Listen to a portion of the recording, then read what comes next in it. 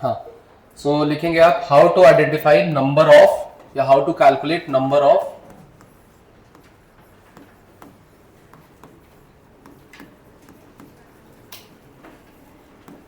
Number of enols formed या possible, कि कितने इनॉल पॉसिबल हैं, ये कैसे कैलकुलेट करें हम लोग, ये क्वेश्चन अगर आ जाता है तो हम क्या करेंगे। ठीक है, तो नंबर ऑफ इनॉल्स पॉसिबल के लिए हमें क्या करना होता है कि आप सारे इनॉल बना दो हाइड्रोजन हटा हटा के, और उसके बाद हमें एक कॉन्सेप्ट बस देखना है कि अगर कहीं कोई किसी इनॉल का स्टीरियो आइसोमर है तो वो भी काउंट करना पड़ सकता है, मतलब ज्योमेट्रिकल या ऑप्टिकल आइसोमर, क्योंकि स्ट्रक्चर वाइज तो आप सारे बना लोगे अगर ये हटा हटा के कर रहे हो तो। ठीक है, सो स्टेप बताता हूं मैं आपको। पहला स्टेप आपको क्या करना है कि form all possible structural isomers enols by displacing या फिर बाय कंसिडरिंग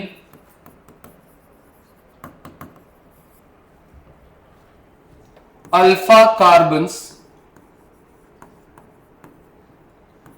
इन डायरेक्ट और इनडायरेक्ट कॉन्जुगेशन। मतलब जैसे मान लो, मैं एक एग्जांपल लेता हूं उसको समझने के लिए। मान लो तुमको किसी ने ये क्वेश्चन दिया, ठीक है, और पूछ रहे हैं कि भाई इसके नंबर ऑफ इनॉल्स काउंट करके बताओ। तो इस क्वेश्चन में मैंने क्या बोला कि डायरेक्ट और इनडायरेक्ट कॉन्जुगेशन से जितने भी इनॉल बन सकते हैं पहले बनाओ। तो आपको पता है कि एक अल्फा कार्बन ये है और दूसरा अल्फा कार्बन ये है। तो अगर इस वाले अल्फा कार्बन से आप बनाओगे तो आप ऐसे बना दोगे डबल बॉन्ड, इधर बन जाएगा OH और बाकी जो जैसा था वैसा है। ठीक है, और अगर आप इस वाले अल्फा हाइड्रोजन को हटाओगे, यहां वाले को, मान लो ये 1 दे दिया मैंने नाम इसको और इसको नाम दे दिया मैंने 2, तो 2 वाला जो बनेगा उसमें ये डबल बॉन्ड इधर नहीं बनेगा, डबल बॉन्ड इधर बनेगा। यहां पे आ जाएगा OH और यहां पे आ जाएगा मिथाइल। राइट नाउ ये करने के बाद आपको दिखेगा कि सर ये तो ठीक है, चलो इसमें तो कोई दिक्कत नहीं है, पर इसमें क्या गारंटी है कि ये ऐसे ही रहेगा। ऐसा भी तो हो सकता है कि ये ऐसे हुआ OH और ये ऐसे हो जाए सिस एंड ट्रांस। राइट, ऐसा कोई जरूरी नहीं ना कि मिथाइल इधर ही रहेगा, मिथाइल नीचे भी हो सकता है। तो जहां भी ज्योमेट्रिकल आइसोमेरिज्म पॉसिबल है, क्योंकि यहां पॉसिबल है, एक तरफ OH है, एक तरफ मिथाइल है, एक तरफ H है, दूसरी तरफ मिथाइल है, तो ये है इसका ट्रांसफॉर्म और ये है इसका सिस फॉर्म, क्योंकि यहां पे हाइड्रोजन भी है, इधर भी नीचे हाइड्रोजन है। सो ये दोनों अलग अलग है ना भाई, सिस और ट्रांस तो दो अलग अलग कंपाउंड होते हैं।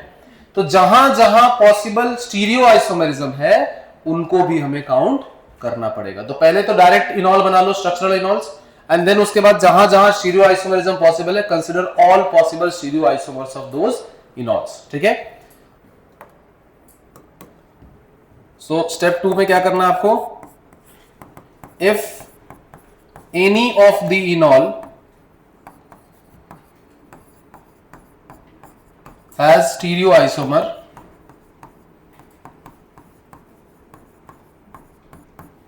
इनॉल या इनॉल्स, मतलब जरूरी नहीं किसी का भी हो सकता है, then consider all isomers to count.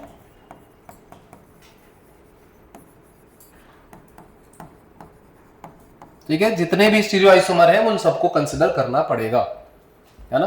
तो थोड़ा बहुत स्टीरियो आइसोमरिज्म का कॉन्सेप्ट भी यूज होगा और इसके कुछ क्वेश्चन और करा देता हूं।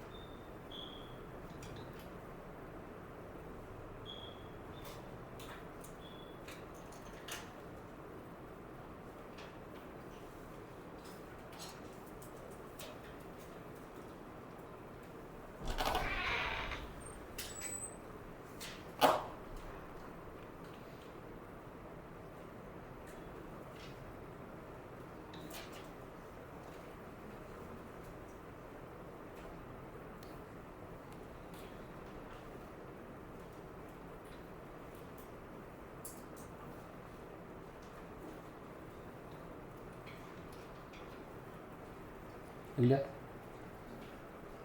ठीक है, तो इसके क्वेश्चंस देखो आप, ये लिख लिया ना सबने? देखो, जैसे मान लो आपको कोई क्वेश्चन दे,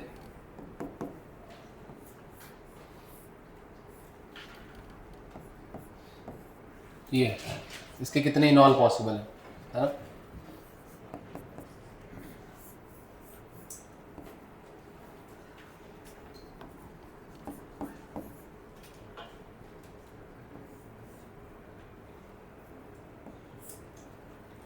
इसके कितने इनॉल पॉसिबल है?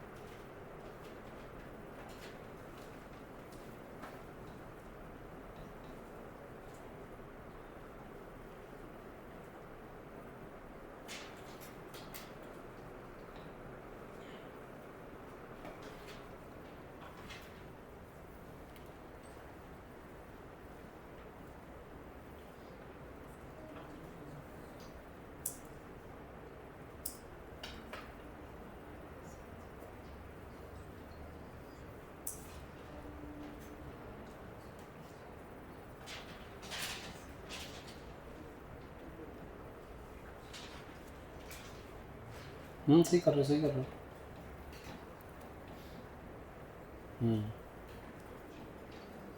तो बार बार से ड्रॉ करने की जरूरत नहीं है, अगर तुम्हें दिख गया कि वहाँ ज्योमेट्रिकल है तो 2 लिख दो सीधे। हाँ हाँ सही। सो फर्स्ट में कितने होंगे? 4, दोनों साइड से ज्योमेट्रिकल आइसोमेरिज्म पॉसिबल है ना। सो फर्स्ट में अगर आप मान लो किसी, जैसे मान लो राइट साइड से आप कर रहे हो तो लेफ्ट वाली साइड एज इट इज रह जाएगी, यहाँ पे ऊपर OH आएगा, नीचे ऐसे डबल बॉन्ड आ जाएगा, और ये देखो ये डबल बॉन्ड के इस साइड में एक तरफ OH और एक तरफ प्रोपाइल ग्रुप है, और एक तरफ मिथाइल और एक तरफ हाइड्रोजन ग्रुप है, तो यहाँ पे 2 आइसोमर होंगे, ज्योमेट्रिकल आइसोमर्स। और फिर अगर इधर लेफ्ट वाली साइड से करते हो तो लेफ्ट वाली साइड से करोगे तो डबल बॉन्ड यहाँ पे आएगा, यहाँ पे आएगा, तो ये ऐसे डबल बॉन्ड यहाँ पे OH ऊपर, फिर ये ऐसे, राइट।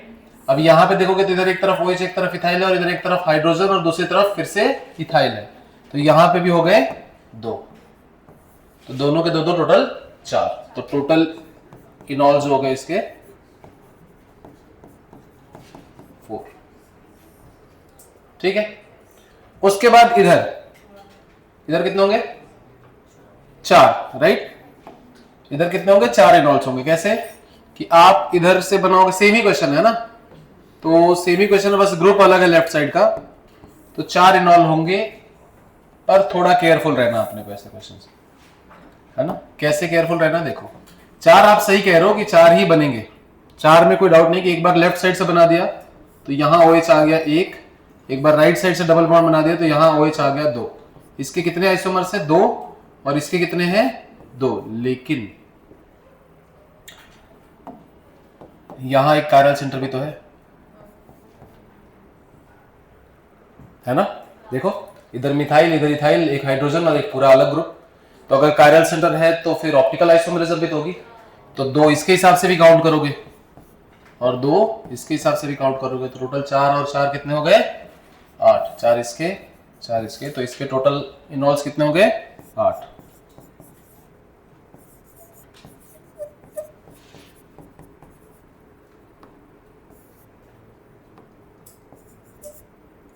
ठीक है, तो बस ध्यान रखना है ना। अगर आप रिवीजन प्लान फॉलो कर रहे हो तो मैंने बहुत ही केयरफुली सब कुछ कर रखा है कि जैसा रिवीजन प्लान में अभी आपका आइसोमेरिज्म एंड नॉमेनक्लेचर है। रीजन मीन कि आगे आने वाला रिएक्शन मैकेनिज्म में क्या होगा कि रिएक्टेंट पता होगा, प्रोडक्ट भी पता होगा, लेकिन अगर स्टीरियो आइसोमेरिज्म नहीं पता होगी तो शायद नंबर ऑफ प्रोडक्ट्स काउंट करने में दिक्कत हो, क्योंकि स्ट्रक्चरली तो 2 ही बन रहे हैं यहाँ पे, लेकिन एक्चुअल आंसर 8 है। तो ये 2 आप बना भी लो और अगर आपको आइसोमेरिज्म नहीं पता है तो सब कुछ सही करते हुए भी नंबर में गलत हो जाएगा, राइट। तो इसलिए स्टीरियो आइसोमेरिज्म का रिवीजन करो। मैं ये नहीं कह रहा हूँ स्ट्रक्चरल करो, मत करो स्ट्रक्चरल आइसोमेरिज्म, बट स्टीरियो पहले कर लो ताकि आपको ध्यान रहे जब क्वेश्चन हो तो कम से कम, चलो खुद से नहीं कर पा रहे पर जब मैं एक्सप्लेन कर रहा हूं तब आपको दिक्कत नहीं आनी चाहिए कि हाँ ये क्या हो गया, राइट। तो यू शुड नो कि हाँ कायरल सेंटर होता है तो एक और आइसोमर ऐड हो जाता है वहां पे। सो ऑप्टिकल और ज्योमेट्रिकल, सबसे पहले मैं रिकमेंड करूंगा ऑप्टिकल, क्योंकि रिएक्शन मैकेनिज्म में जब तक सब्स्टिट्यूशन रिएक्शन चलेगी तब तक ऑप्टिकल का यूज ज्यादा होगा। जैसे एलिमिनेशन रिएक्शन आ जाएगी तो फिर ज्योमेट्रिकल का यूज होने लगेगा। एलिमिनेशन का मतलब है पाई बॉन्ड बनेगा, सो पाई बॉन्ड बनेगा तो ज्योमेट्रिकल के चांसेस आ जाएंगे। सो ये दोनों एस्पेक्ट थोड़ा ढंग से आप रिवाइज करना स्टार्ट करो। जो भी डाउट्स होंगे आप मुझे पहले बता दो, क्लास के पहले, क्लास के बाद रुक के, पहले आके मैं करा दूंगा क्लियर आपको, है ना। बस करो रिवीजन। रिवीजन टेस्ट भी मैंने अपलोड कर दिया आइसोमेरिज्म के, है ना। वीक 8 वीक 9 दोनों टेस्ट अपलोड कर दिए हैं ड्राइव पे, आप उसको देख सकते हो। 3 टेस्ट हैं टोटल आइसोमेरिज्म के। ये क्लियर है। अब आते हैं हम लोग कि परसेंटेज इनॉल कैसे काउंट करना है।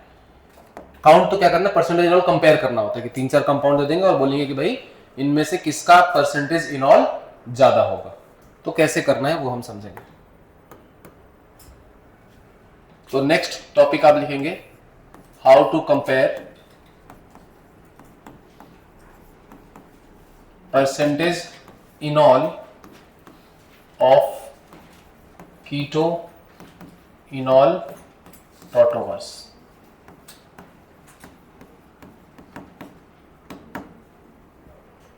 तो पहले कुछ फैक्ट्स बताता हूं मैं आपको कि जस्ट बिकॉज उसका इनॉल आइसोमर बन रहा है इसका मतलब ये नहीं कि उसका इनॉल आइसोमर का कंपैरेबल कंसंट्रेशन होगा। यूजुअली मोनोकीटोन्स में कीटो फॉर्म ही डोमिनेंट होता है। तो यहां पे हम कंपैरिजन क्या कर रहे हैं, देखो सबसे पहला पॉइंट आप लिखोगे कि for मोनोकीटोन्स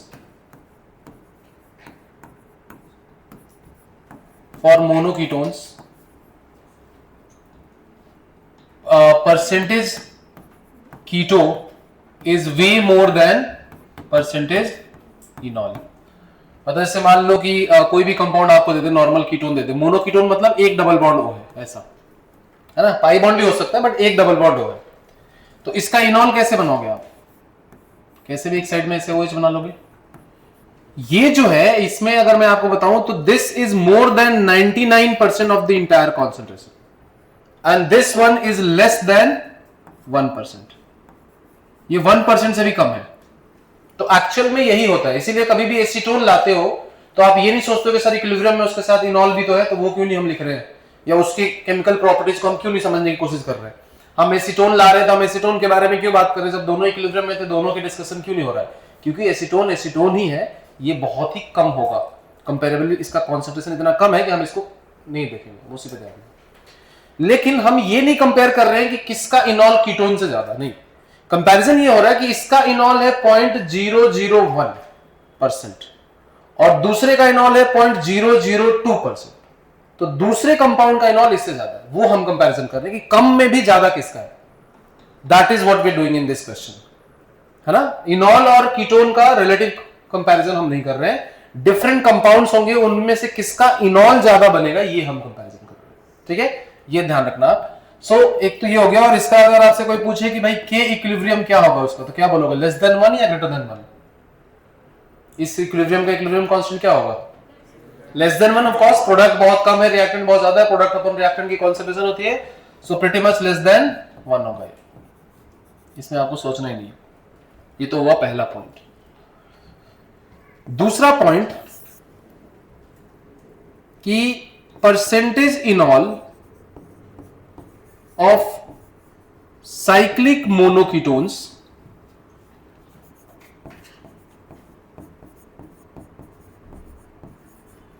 is usually higher than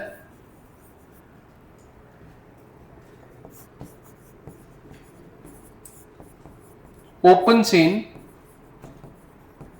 monoketones, है ना। जैसे कोई आपसे पूछे कि भाई ये साइक्लोहेक्सेनॉन है और ये साइक्लोहेक्सेन कुछ 3 ऑन है, इन दोनों में परसेंटेज इनॉल किसका ज्यादा होगा, तो आप बोलेंगे कि साइक्लोहेक्सेनॉन का इनॉल ज्यादा बनेगा। हो सकता है ये बने 0.5% और ये 0.45% बने, वो डिस्कशन नहीं है। इसका इससे ज्यादा बनेगा ये है, ठीक है। क्यों ज्यादा बनता है उसका रीजन ये है कि, लिख लो पहले, लिख लो।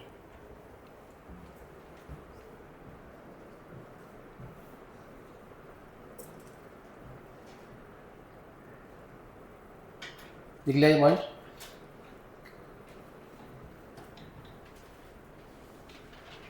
इस पॉइंट को हम थोड़ा इलैबोरेट करके समझते हैं कि क्यों ऐसा हो रहा है।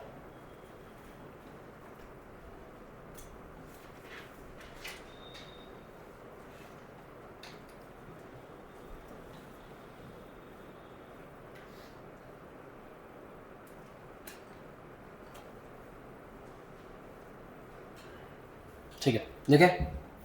तो अगर आपके पास साइक्लिक वाला है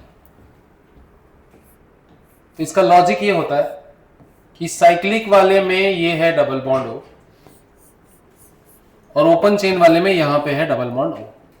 और मान लो तुम जब इसका इनॉल बनाओगे तो ऑफ कोर्स आपके पास सॉरी ये होगा कुछ। अच्छा, बहुत सारे बुक में ना कीटो इनॉल टॉटोमेरिज्म में जो एरो का साइज होता है ना, ये रिवर्सिबल एरो, वो ऊपर वाला छोटा होता है और नीचे वाला बड़ा। दैट सिंपली इंडिकेट्स कि reaction is even though reversible, it is more towards the reactant side, है ना। और यहां पे भी ऐसा ही है,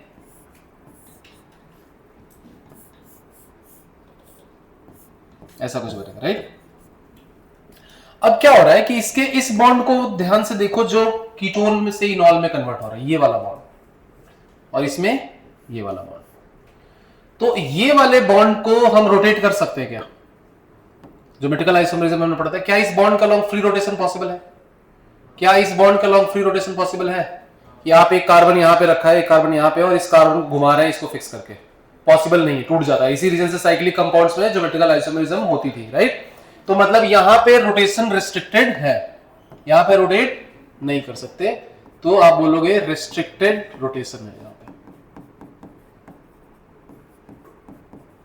ठीक है। और यहां भी रोटेशन रिस्ट्रिक्टेड ही है, तो रेस्ट्रिक्टेड रोटेशन अगेन।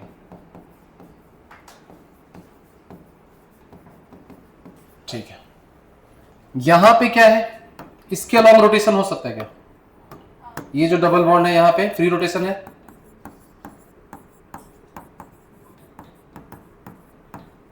और यहां पे क्या है, रिस्ट्रिक्टेड रोटेशन है यहां पे, फिर से रिस्ट्रिक्टेड रोटेशन। अब होता यह है कि अगर मान लो कहीं पे रोटेशन रिस्ट्रिक्टेड है और कहीं पे फ्री है, तो फ्री रोटेशन वाले के पास of course degree of freedom ज्यादा है। डिग्री ऑफ फ्रीडम ज्यादा है मतलब उसके पास इंट्रोपी डिसिपेट करने का, एनर्जी डिसिपेट करने के ज्यादा मीडियम्स है। So basically in a sense हम कह सकते हैं कि इधर से इधर जाने पे relatively degree of freedom decrease हो रहा है, मतलब एंट्रोपी जो है वो डिक्रीज हो रहा है। और एंट्रोपी डिक्रीज होना कभी भी फेवरेबल कम होता है, क्योंकि किसी भी स्पॉन्टेनियस प्रोसेस में एंट्रोपी मस्ट इंक्रीज, राइट। तो कहते हैं कि एक फ्री रोटेशन वाला सिस्टम एक रेस्ट्रिक्टेड रोटेशन में कन्वर्ट होने से उसका फ्रीडम रेस्ट्रिक्ट होता है, उसकी एंट्रोपी कम होती है, इसलिए वो फेवरेबल कम है।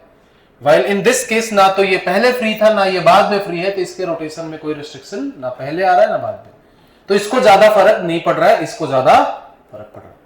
आई बात समझ में? इसलिए ओपन चेन वाला यूजुअली कम इनॉल बनाने की कोशिश करता है, साइक्लिक वाला ज्यादा बनाता है, ठीक है। तो आप लिखेंगे कि due to restriction on rotation after enol formation, degree of freedom decreases and hence enol content decreases.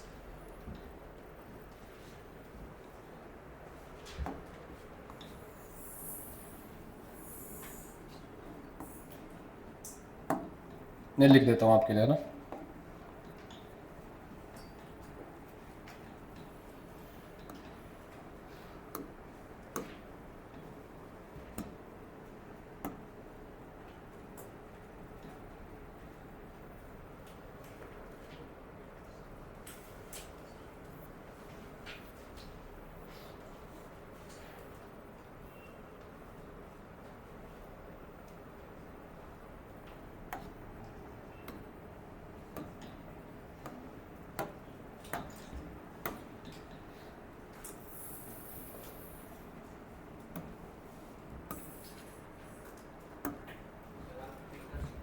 हाँ ये रहा,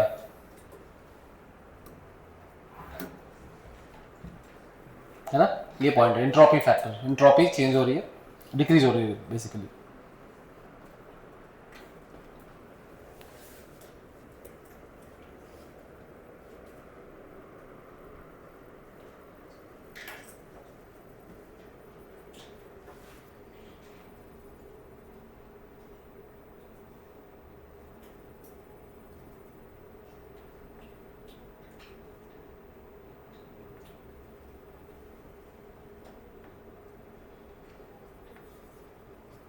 तुम में से कोई गेमिंग वेमिंग करता है क्या? क्या स्ट्रीम भी करते हो या सब खेलते हो? पहले किया। ओबीएस वगैरह यूज किया है क्या?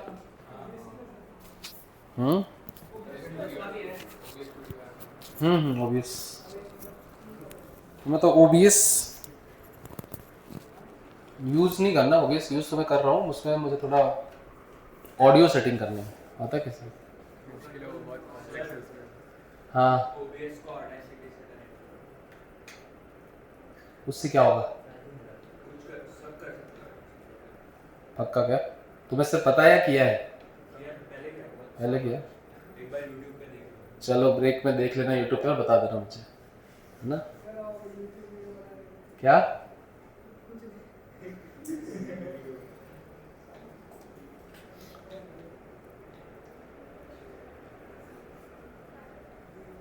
ये मैंने फिल्टर्स यूज किए थे बट वो नॉइज अभी भी सही फिक्स नहीं हो रहा है, उसका कुछ सेटिंग चाहिए प्रॉपर अपने को।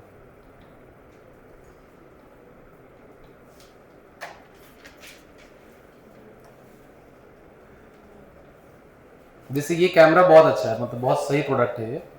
इसमें कैमरे की एंगल की टेंशन नहीं है कि कैमरा कहाँ लगाना है, कहीं भी लगा दो बोर्ड पे फोकस कर लेता है खुद ही, है ना?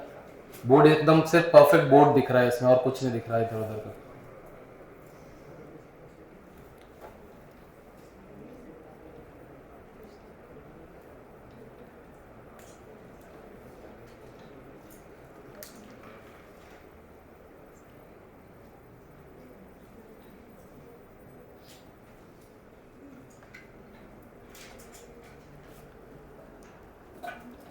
ठीक है, ये लिख लिया आपने। मेजॉरिटी ऑफ क्वेश्चन अभी भी इन दो पॉइंट से नहीं होंगे, ये तो सिर्फ एक अवेयरनेस है कि भाई इनॉल इतना ज्यादा भी नहीं होता जितना हम इनॉल कर रहे हैं। हाँ, कुछ कुछ कंपाउंड्स होंगे जहां इनॉल बहुत ज्यादा होता है। तो हम कर क्या रहे हैं, हम कंपैरिजन कर रहे हैं कम वालों का ही कि कम में किसका ज्यादा है ना। जिसका ज्यादा होगा वो कैसे देखेंगे, मतलब कैसे पता करेंगे किसका ज्यादा है, ये तो चलो सर समझ में आ गया। सो क्वेश्चन वाइज अभी एक ही चीज समझ में आई अपने को, क्या? इस साइक्लिक वाले का यूजुअली ओपन चेन से ज्यादा होगा, है ना? दैट टू यूजुअली, बिकॉज अगर मान लो साइकिल में एंगल स्ट्रेन बढ़ जाएगा तो वो भी एक कंसर्न हो जाएगा अपने लिए। इसलिए मैंने एग्जांपल बहुत सेफ लिया है साइक्लोहेक्सेन, कि अपने को पता है ना तो उसके sp3 वाले में स्ट्रेन होता है ना उसके sp2 में, तो स्ट्रेन वाला फैक्टर कहीं होगा नहीं। तो हम क्या चेक करें सर एज ए स्टूडेंट, हमें कैसे पता चले कब क्या लेना है? तो मैं आपको वो पॉइंट बताता हूँ जो हम हर जगह डिस्कस करते हैं कि एक सीक्वेंस फॉलो करो, यूजुअली इससे काम हो जाएगा। या फिर अगर सीक्वेंस नहीं भी होगा तो फिर वो ऐसा कॉम्बिनेशन होगा कि वो दोनों कभी कॉम्पिटिशन में आएंगे ही नहीं। ठीक है, सो लेट्स सी कैसे करना है। परसेंटेज इनॉल देखो दो बातों पे डिपेंड करेगा, अगर आप क्लियरली समझो तो एक कीटो फॉर्म है और वो कन्वर्ट होके बन जाता है इनॉल, तो इक्विलिब्रियम है। इक्विलिब्रियम दो चीजों पे डिपेंड करेगी कि ये कितना स्टेबल है और ये कितना अनस्टेबल है, दोनों बातों पे डिपेंड करेगी। या फिर ये कितना इनॉल कितना ज्यादा स्टेबल है और कीटोन कितना कम स्टेबल है, वो दोनों ही इस बात को फेवर करेंगे कि ज्यादा इनॉल बने, राइट? सो सबसे पहले तो आप लिखोगे क्या कि परसेंटेज इनॉल जो होगा वो होगा directly proportional to stability of enol. Enol जितना ज्यादा स्टेबल होगा परसेंटेज इनॉल उतना ज्यादा होगा। पहला तो पॉइंट आपको ये ध्यान रखना है, ठीक है? अगर हमने स्टेबिलिटी ऑफ इनॉल पता कर ली तो सर हमें क्या क्या फैक्टर देखने चाहिए इनॉल की स्टेबिलिटी कंपेयर करते टाइम? तो सबसे पहले आप कोशिश करो कि अगर एरोमेटिक है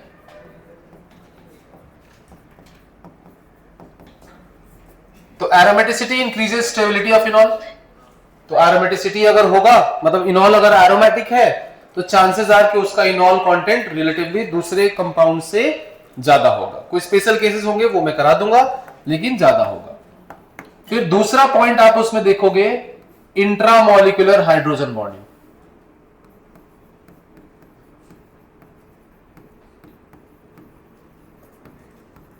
इंट्रामोलिकुलर हाइड्रोजन बॉन्डिंग कि अगर किसी इनॉल में इंट्रामोलिकुलर हाइड्रोजन बॉन्डिंग है तो वो उसको स्टेबलाइज करेगा, तो उसका इनॉल कंटेंट ज्यादा होगा। फिर उसके बाद देखोगे रेजोनेंस कि अगर कोई इनॉल ज्यादा रेजोनेंस स्टेबलाइज्ड है तो उसका इनॉल कंटेंट कम रेजोनेंस स्टेबलाइज वाले से ज्यादा होगा। फिर अच्छा इनॉल है क्या? इनॉल जो है अगर आप सिंपली समझो तो ये कीटोन है और ये इनॉल है, नाम में ही इन है, राइट, मतलब एल्कीन है। तो एल्कीन की स्टेबिलिटी के लिए हम हाइपर कॉन्जुगेशन में तो देख लेते हैं कि जिस एल्कीन के पास ज्यादा अल्फा हाइड्रोजन होते हैं उसका स्टेबिलिटी ज्यादा होती है। तो इनॉल ऑल्सो, फिर आप नेक्स्ट क्या चेक करोगे? Hyper conjugation.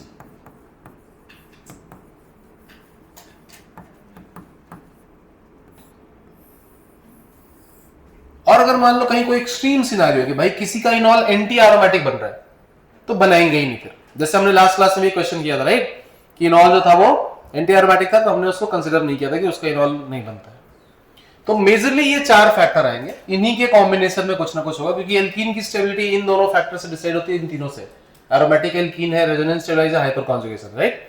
Inductive effect alkene की स्टेबिलिटी को अल्टर नहीं करता, इंडक्टिव इफेक्ट सिर्फ कटायन आयन की स्टेबिलिटी को अल्टर कर सकते हैं, जहां डेफिशिएंसी या एक्सेस हो। जो इक्वली बैलेंस्ड है वहां पे इंडक्टिव इफेक्ट हमें नहीं देखना है। और इंट्रामोलिकुलर हाइड्रोजन बॉन्डिंग एक यूनिक फैक्टर है जो किसी भी कंपाउंड की स्टेबिलिटी को बढ़ाता है, अगर इनॉल में है तो इनॉल की भी बढ़ाएगा। अब ये तो हुआ फैक्टर नंबर 1, उसके पॉइंट्स। फैक्टर नंबर 2 होगा कि percentage enol will be inversely proportional to stability of ketone.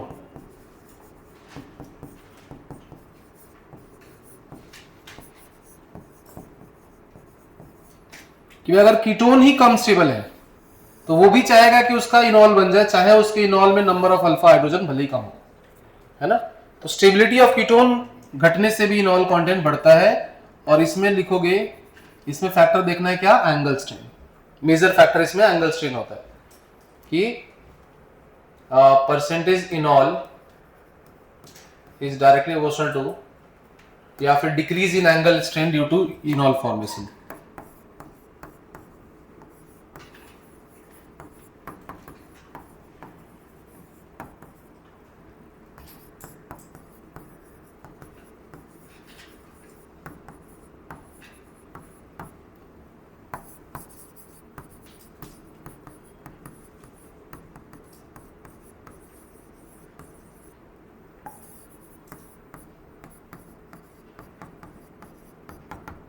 Increases enol content, ठीक है। सो अगर कीटोन से इनॉल बनने पे एंगल स्ट्रेन कम हो जाता है तो परसेंटेज इनॉल बढ़ जाएगा।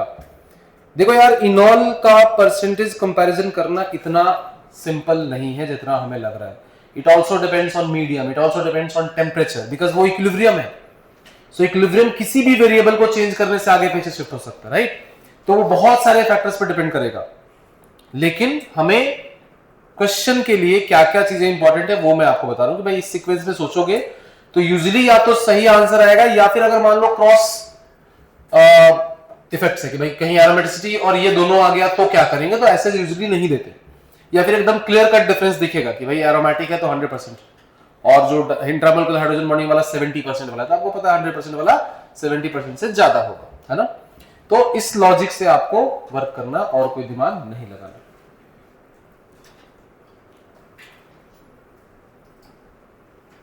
लिख लिए पॉइंट्स। अब क्वेश्चंस करते हैं, देन अपने को समझ में आएगा कि क्या करना है। चलेगा, ठीक। लास्ट क्लास में क्वेश्चन थोड़ी किए थे हमने कोई इसके परसेंटेज और का तो नहीं किया ना? ठीक है।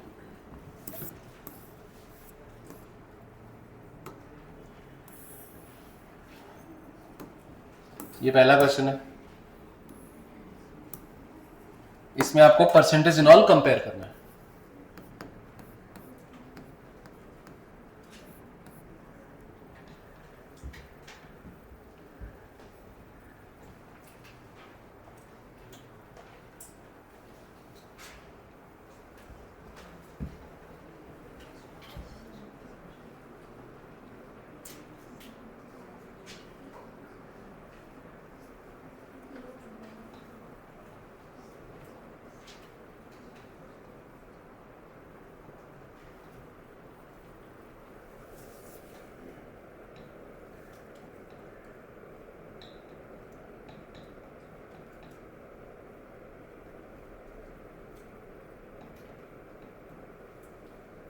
क्या लगता है किसका ज्यादा होगा? रेजोनेंस आप फैक्टर देखो, एरोमेटिक है क्या किसी का इनॉल? नहीं है। किसी में इंट्रामोलिकुलर हाइड्रोजन बॉन्डिंग दिख रही है क्या आपको? इंट्रामोलिकुलर हाइड्रोजन बॉन्डिंग के लिए कम से कम ऑक्सीजन से कनेक्टेड हाइड्रोजन चाहिए और एक और ऑक्सीजन या नाइट्रोजन चाहिए, कुछ ऐसा, राइट? नहीं है कहीं भी। क्या कहीं पे आपको एरोमेटिसिटी नहीं दिख रही इंट्रामोलिकुलर हाइड्रोजन?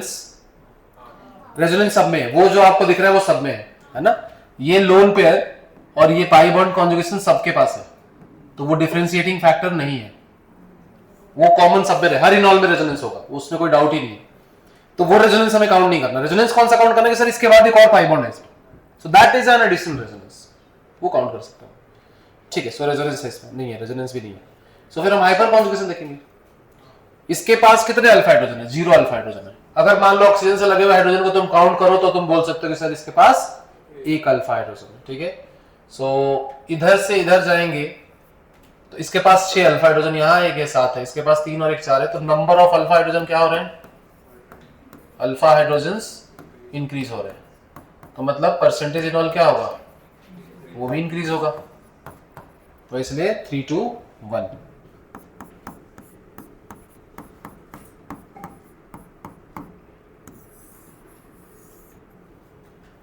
अच्छा, जो मैंने आपको फैक्टर लिखवाए हैं एरोमेटिसिटी, इंट्रामोलिकुलर हाइड्रोजन बॉन्डिंग ऐसे, तो वो किसी सीक्वेंस में फॉलो नहीं करना है वैसे तो, लेकिन मोस्टली उस सीक्वेंस में काम करता है ना? क्योंकि ऐसा भी हो सकता है किसी में इंट्रामोलिकुलर हाइड्रोजन बॉन्डिंग की वजह से वो 100% इनॉल में है और एरोमेटिक वाला भी 100% इनॉल में है, तो फिर तो दोनों बराबर हो गए ना। सो ऐसा सिनेरियो आ सकता, आएगा, हम देखेंगे भी, पर उन कैटेगरीज को हम दो अलग अलग तरीके से डील करेंगे कि वो अलग ही आएगा क्वेश्चन में और ये अलग आएगा क्वेश्चन में, दोनों मिक्स करके कभी नहीं आएंगे, ये गारंटी है ना?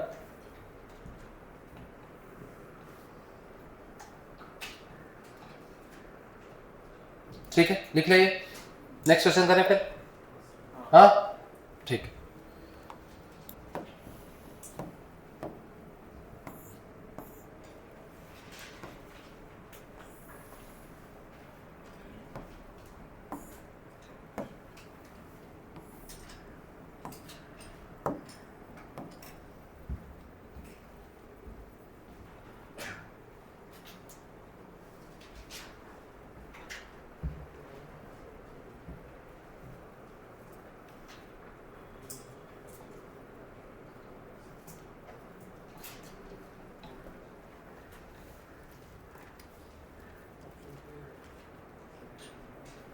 कैसे करेंगे इसको बताओ?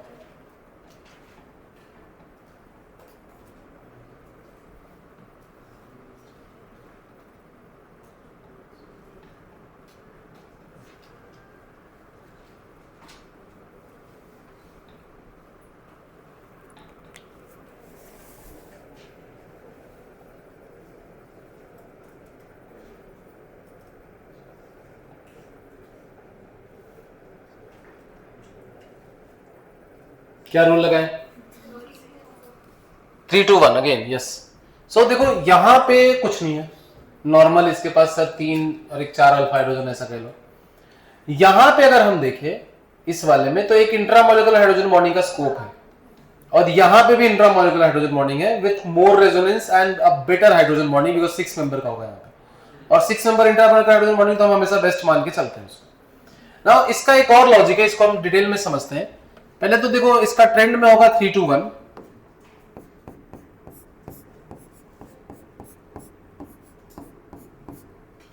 ठीक है? और ये जो थर्ड कंपाउंड है ये तो वैसे भी बेस्ट होता है। इस थर्ड कंपाउंड का मैं आपको नंबर बता दूं, इसमें 76% के आसपास इनॉल होता है। मोनोकीटोन में कितना होता है? Less than 1%। और सिर्फ यहां से यहां आने में इतना ज्यादा चेंज हो गया परसेंटेज इनॉल का, ठीक है? और ये जो है ये वाला, इसमें भी हाइड्रोजन बॉन्डिंग होती है बट ये लेस देन 50% ही रहेगा अभी भी, ठीक है? अब क्यों और कैसे उसको हम समझ लेते हैं। तो जो पहला कंपाउंड है, दूसरा कंपाउंड है, पहला तो क्लियर है सबको, पहला हम पहले कर चुके हैं। दूसरे और तीसरे को समझते हैं कि दूसरे तीसरे में क्या डिफरेंस है सब। सो जो कंपाउंड नंबर 2 है उसका इनॉल नहीं, उसका कीटोन देखते हैं हम लोग कि क्या है।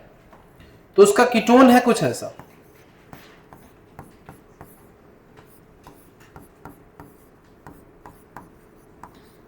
ऐसा है, ऐसा ही है, बस नीचे ड्रॉ किया मैंने, ऊपर ड्रॉ किया। तो यहां पे लोन पेयर होंगे दोनों जगह पे। तो ये जो कन्फर्मर है इसको हम एंटी कहते हैं ना, दोनों ऑक्सीजन सामने सामने है तो इसको एंटी कहते हैं। अगर घूम सॉरी इक्लिप्स कहते हैं, और अगर ये घूम जाए तो उसको हम एंटी कहते हैं, राइट। तो ये इक्लिप्स फॉर्म में है, लोन पेयर रिपल्सन की वजह से ये खुद को, ये इसका बेस्ट कन्फर्मर नहीं है, तो ये खुद को चेंज करेगा किसमें, एंटी फॉर्म में। जब ये एंटी फॉर्म में चेंज करेगा तो इसका डबल बॉन्ड ऑक्सीजन ऐसे हो जाएगा, नीचे आ जाएगा एक डबल बॉन्ड ऑक्सीजन और ये हो जाएगा CH3। अब इंट्रामोलिकुलर हाइड्रोजन बॉन्डिंग तब होगी ना जब इसका एंटी फॉर्म इनॉल बनाएगा, क्योंकि जब इससे तुम इनॉल बनाओगे तो तुम्हें मिलेगा CH2 double bond COH and then यहां पे C double bond O and CH3। पर अगर एग्जिस्टिंग फॉर्म यही ज्यादा है परसेंटेज, जब इसके दो कीटोन में से ये वाला कीटोन फॉर्म में ज्यादा रहता है ये, तो इनॉल भी तो इसी फॉर्म का बनाएगा ना। और जब ये इस फॉर्म का इनॉल बनाएगा तो CH2 double bond COH, C double bond O नीचे आ जाएगा, राइट, एंड CH3। तो जब डबल बॉन्ड O नीचे होगा तो इंट्रामोलिकुलर हाइड्रोजन बॉन्डिंग का तो स्कोप ही खत्म हो गया ना।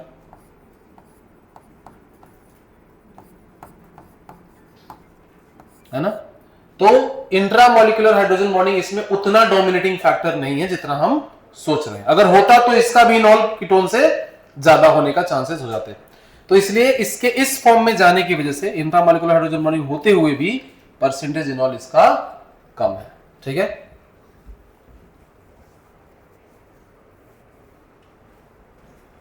ठीक है, दूसरे का भी करेंगे, तो इसका पहले ये लिख लो।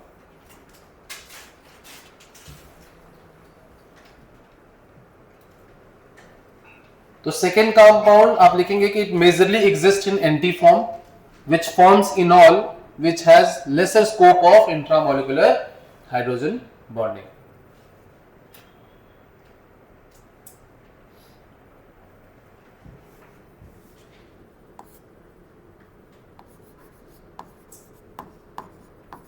इसका मेन फॉर्म यही है।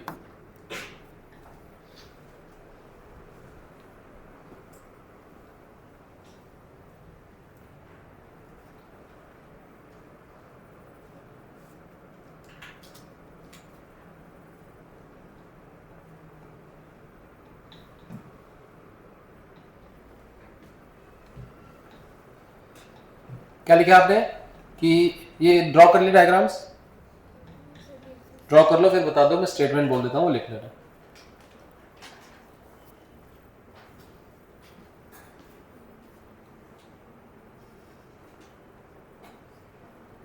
अच्छा, इस तरह के डाइकीटोन को हम 1,2 डाइकीटोन कहते हैं। क्या बता सकते हो क्यों? इसको हम 1,3 डाइकीटोन कहते हैं, इसको हम 1,2 डाइकीटोन कहते हैं, या इसको अल्फा डाइकीटोन कहते हैं, इसको बीटा डाइकीटोन कहते हैं।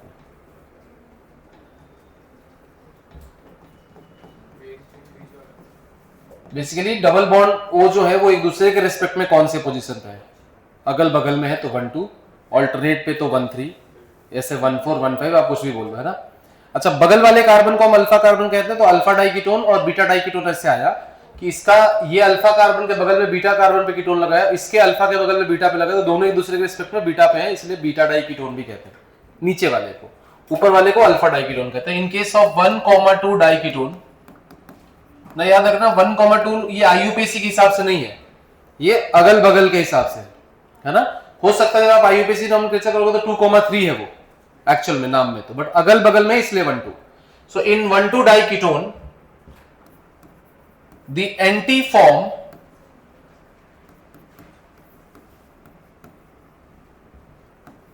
exists more due to less lone pair repulsion.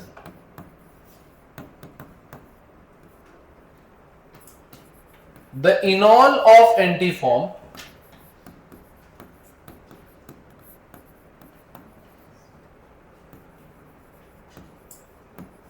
doesn't have scope of intramolecular hydrogen bonding.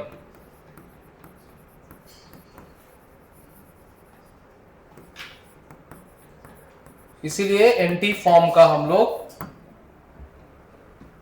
Hydrogen bonding नहीं होता है, इसलिए हम उसको कंसिडर नहीं करते।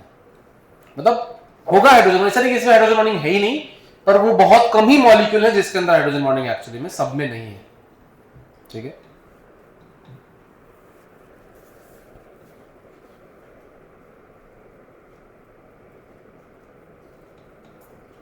बताओ भाई कोई कंफ्यूजन है? बोलो बोलो, कोई डाउट आ रहा है? हाँ, एंटी फॉर्म एग्जिस्ट मोर, ये एंटी फॉर्म है, ये इक्लिप्स है, इक्लिप्स एंड एंटी है ना, कंफर्मेशन में पढ़ा था हमने, ये इक्लिप्स है ना, और ये एंटी है। कीटोन का एंटी फॉर्म ज्यादा एग्जिस्ट करता है, एंटी फॉर्म से ही इनॉल बनेगा, इनॉल एंटी फॉर्म में ही रहेगा इनिशियली, तो उसमें हाइड्रोजन बॉन्डिंग नहीं होगी, इसलिए hydrogen bonding is not a dominating factor in this case. ठीक है, हम डोमिनेटिंग फैक्टर के हिसाब से आंसर करते हैं।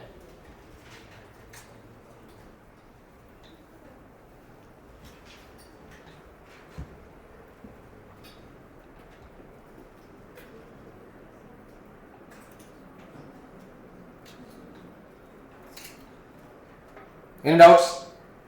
पर क्वेश्चन आता है कि सर बीटा वाले का क्या?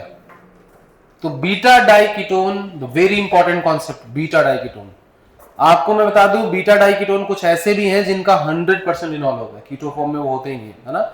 सो बीटा डाइकीटोन्स, अगर नॉर्मल कीटोन्स की बात करें, एरोमेटिक कीटोन्स को हम अगर काउंटिंग में से गायब कर दें, तो नॉर्मल कीटोन्स में अगर किसी का परसेंटेज इनॉल सबसे ज्यादा हो सकता है, तो क्वेश्चन में जहां भी बीटा डाइकीटोन दिखे, मतलब ये अल्टरनेट पोजीशन पे डबल बॉन्ड दिखे, उनको आगे कर देना ओपन चेन वाले में। साइक्लिक में नहीं करेंगे, क्यों नहीं करेंगे वो भी हम समझते हैं।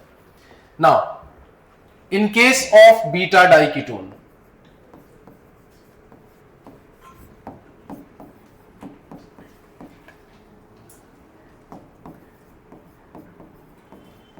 जिसको हम कहते हैं 1,3 डाइकीटोन,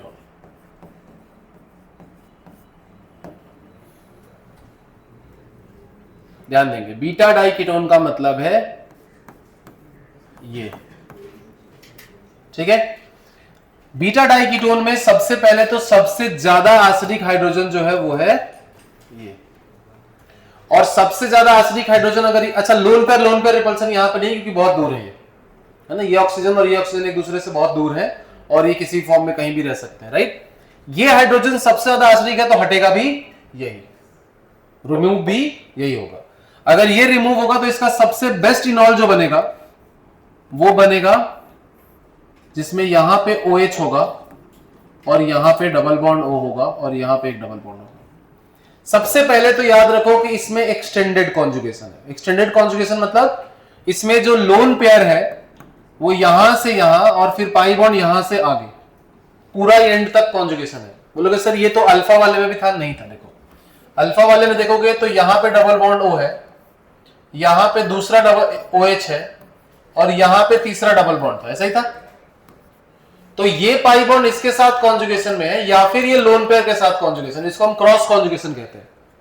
ये लोन पेयर डायरेक्टली इसके साथ कॉन्जुगेशन में नहीं है, राइट, तो it is not extended conjugation. ये यहां होता अगर तो लोन पेयर चलता और एंड तक जाता। So this is not extended conjugation, this is called linear conjugation, जिसको हम कहते हैं। एक्सटेंडेड मतलब लीनियर कॉन्जुगेशन, राइट। सो ये लीनियर कॉन्जुगेशन में पहली चीज यहां से आता, और दूसरी और सबसे इंपॉर्टेंट चीज ये है कि यहां पे इंट्रामोलिकुलर हाइड्रोजन बॉन्डिंग है, 6 मेंबर्ड वो भी।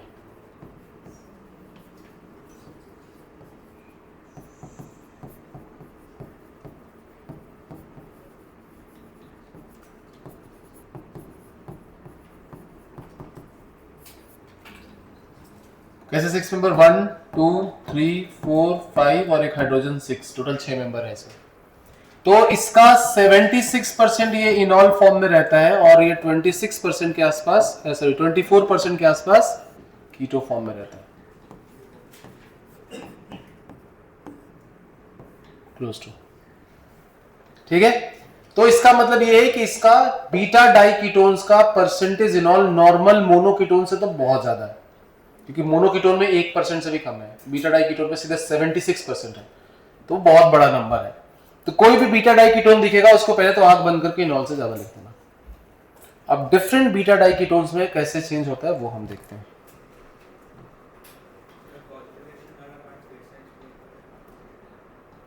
कौन सा पार्ट?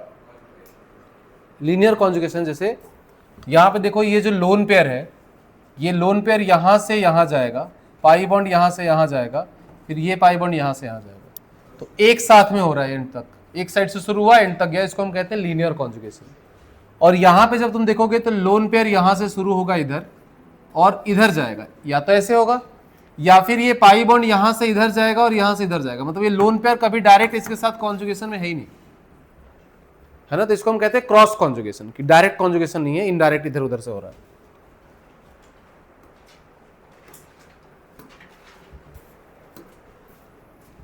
ठीक है। सो बीटा डाइकीटोन के लिए मैं आपको डेटा देता हूं फॉर रेफरेंस, फिर उसको हम डिस्कस करेंगे कि कैसे हो रहा है ये डेटा आपको याद नहीं करना है, बट यू शुड नो कि भाई क्या करना होता है इसमें। ये टेबल आपको बनानी है फॉर रेफरेंस बीटा डाइकीटोन में।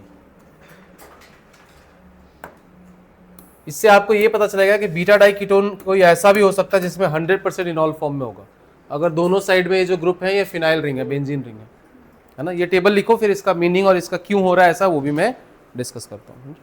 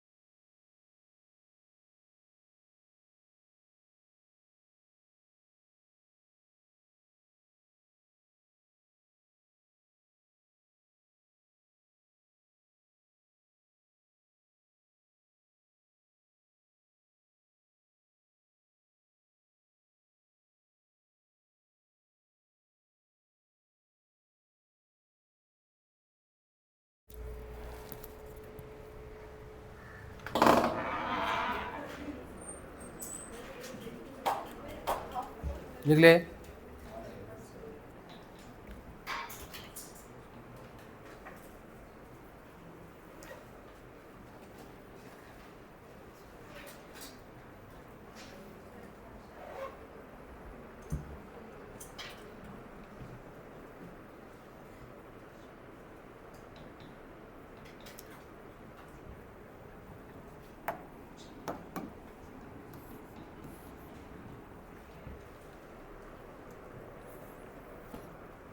सो बीटा डाइकीटोन में इनॉल कंटेंट जो है वो जैसे जैसे प्लस एम ग्रुप लगते जाएंगे या जो हाइड्रोजन बॉन्डिंग के एक्सटेंट को बढ़ाने वाले ग्रुप लगेंगे तो बढ़ेगा, अगर हाइड्रोजन बॉन्डिंग के एक्सटेंट को घटाने वाले ग्रुप लगेंगे तो बीटा डाइकीटोन में इनॉल कंटेंट डिक्रीज होता जाएगा।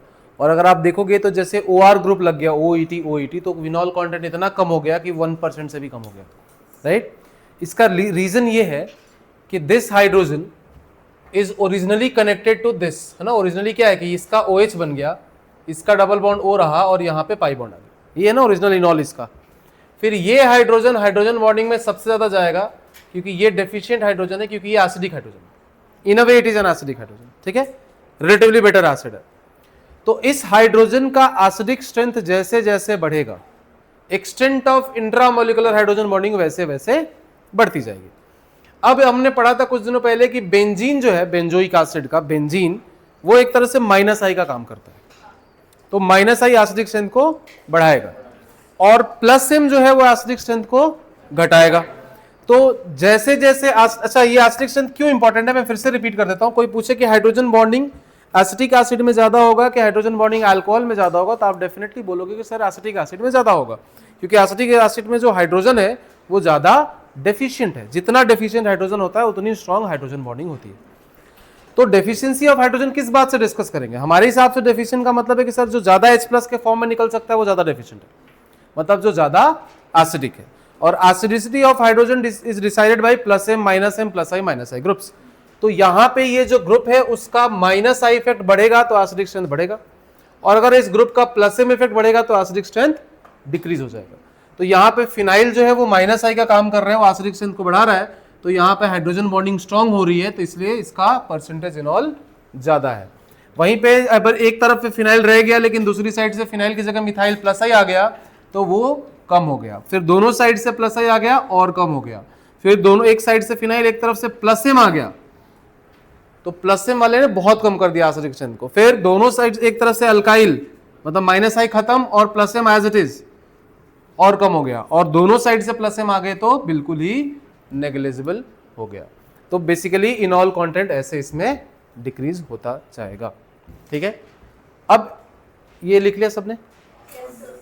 टेबल आपको ये बताती है कि सर इधर जाने पे नीचे जाने पे प्लस एम इंक्रीज हो रहा है, माइनस आई डिक्रीज हो रहा है, तो इसलिए परसेंटेज इनॉल जो है वो डिक्रीज हो रहा है ना। ये डेटा इसलिए ये अच्छा ये ग्रुप सी क्यों लिए सर? यहाँ पे आपने अल्काइल ग्रुप क्यों नहीं लिखा?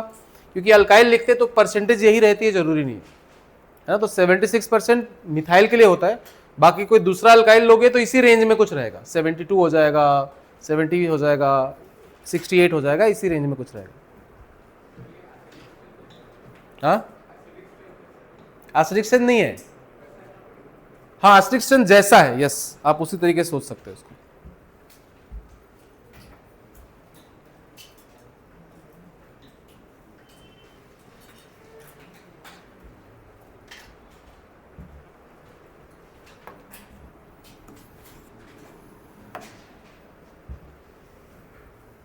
ठीक है, तो परसेंटेज इनॉल कर लोगे।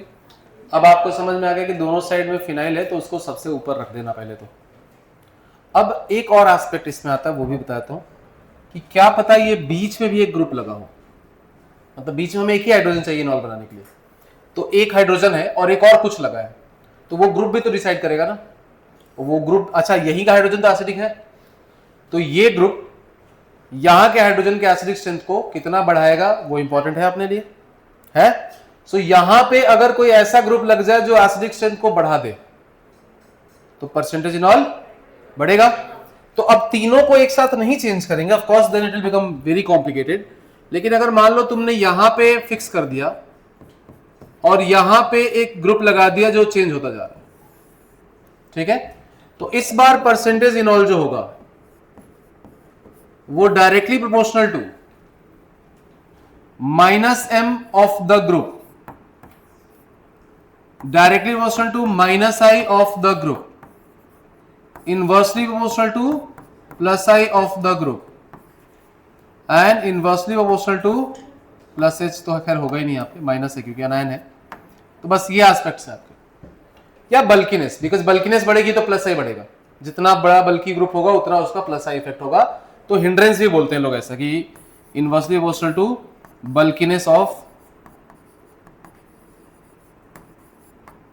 ग्रुप, अगर वो अल्काइल ग्रुप है तो माइनस एम है तो आप माइनस एम ही देखते हो, उसका बल्कीनेस नहीं देखते हो। ठीक है,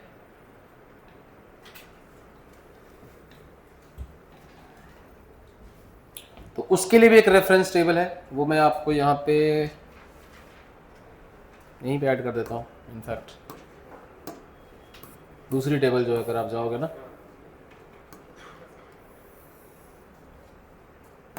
अब इसमें एक पर्टिकुलर एग्जांपल लिया है मैंने, है ना, कि इस बार इधर दोनों साइड में आर ना रख के इस बार COOET रखा था। तो देखो इसका ओरिजिनली कुछ नहीं था, अगर यहाँ पे H था तो 7.7% था पिछले टेबल में, देखो ये है ना, ये 7.7% दिख रहा है आपको, ये वाला।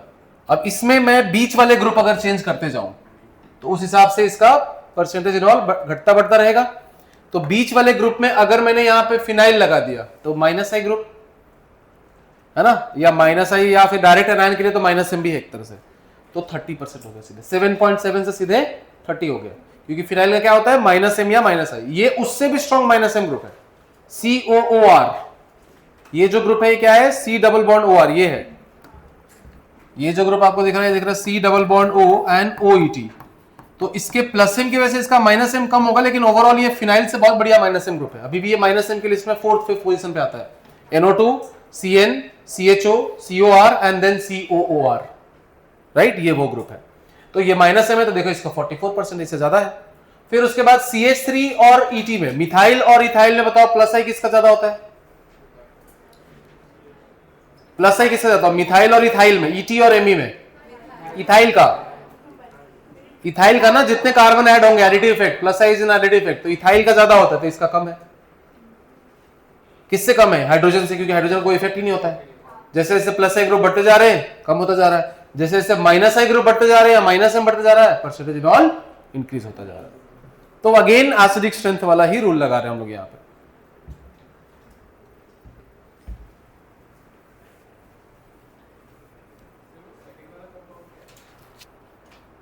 राइट वाला वो बस रेफरेंस के लिए कि कोई एक पर्टिकुलर, देखो अब जैसे मैंने यहाँ, ये तो बहुत वेग हो गया ना, कुछ भी हो सकता है इधर सर, तो हमें अलग अलग कैलकुलेशंस करनी पड़ेगी, देखना पड़ेगा कि इधर इथाइल है, मिथाइल है, क्या क्या है। तो इसका डेटा वो पिछले टेबल से, इसका डेटा इस टेबल से, एंड देन दोनों के कॉम्बिनेशन से हम कुछ आंसर करेंगे। तो वो बस एक एग्जांपल लेता है कि हमें एक्चुअल नंबर्स लिख रहे हैं कितना कितना परसेंट होता है।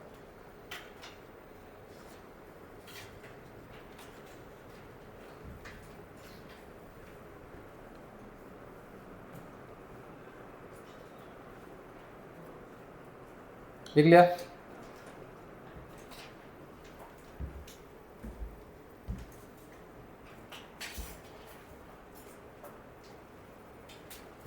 ठीक है, क्वेश्चन देखो।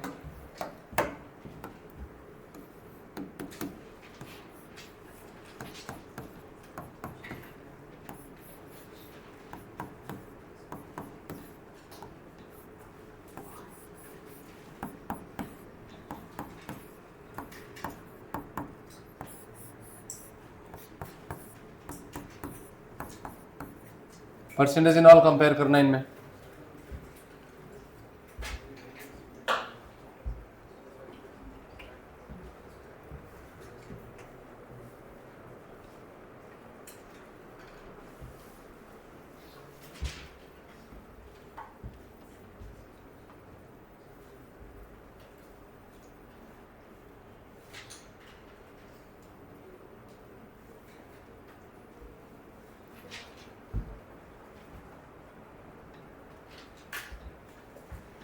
आपको परसेंटेज टेबल नहीं देखनी है, आपको बस अब लॉजिक लगाना है। इस साइड में माइनस ग्रुप चाहिए, बीच में भी माइनस ग्रुप चाहिए, जिसमें ज्यादा उसका इनॉल कंटेंट ज्यादा। हाँ जी, 4 1 3 2, हाँ सही है ना। देखो ये प्लस एम है,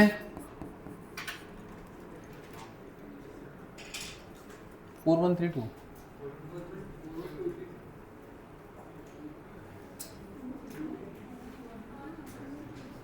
इसका 3% है इनॉल, इस वाले का इनॉल कितना था? नहीं, दोनों तरफ OET था तो लेस देन 1 था, इसका था 7.7। नहीं, इसका ज्यादा होगा, 4 1 2 3 होगा ना, ये दोनों तरफ मिथाइल है, ये 76% वाला है। हाँ तो उसी का तो मिथाइल डेरिवेटिव है ना, बस बीच में तो थोड़ा सा चेंज हुआ है, बाकी तो वही है, मतलब नेचर तो सेम ही है, राइट। तो सबसे ज्यादा तो देखो, सबसे पहले तो ये देख लो कि सबसे ज्यादा 4 होगा, है ना। देखो ये और ये पहले टेबल में है ना, कि सर दोनों साइड में से एक साइड में फिनाइल है तो इसका 100%, 89% था इसका, रटना नहीं है बट एक रेफरेंस के लिए अभी के लिए बता रहा हूं कि इधर 89% था, तो सबसे ज्यादा हुआ 4 के बाद देखो ये 76% वाला है 1, फिर इसी का डेरिवेटिव है कि बस बीच में सर एक मिथाइल ग्रुप आ गया तो उससे परसेंटेज इनऑल कम हो जाएगा, पर इतना कम थोड़ी होगी, 76% का 3% हो जाएगा, ये तो नहीं होगा। तो फिर आएगा 2 और देन सबसे कम 3।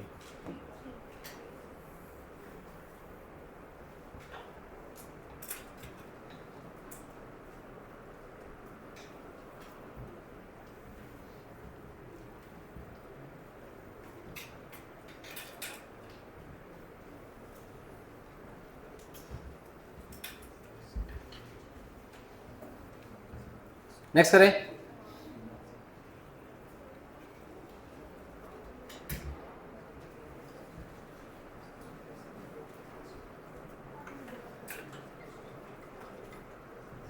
चलो नेक्स्ट देखो।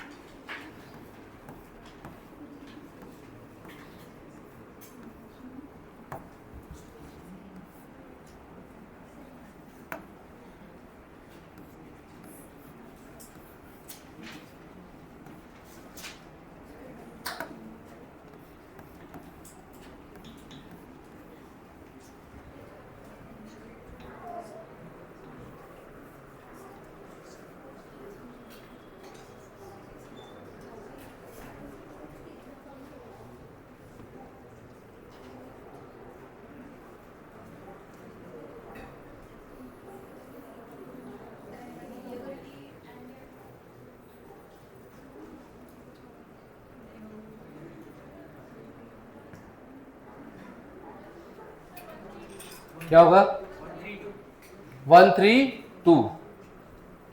ठीक है, 3 का तो सबसे कम 321 आंसर इसका 321 होगा। यस हाँ 6 मेंबर रिंग भी है, बट इसका समझते हैं एस्पेक्ट। ये वाले का डिस्कस नहीं किया मैंने अभी, पर ये तो देखो पिछले क्लास में कर लिया था ना कि इसका जो इनॉल बनेगा वो एंटी एरोमेटिक बनेगा,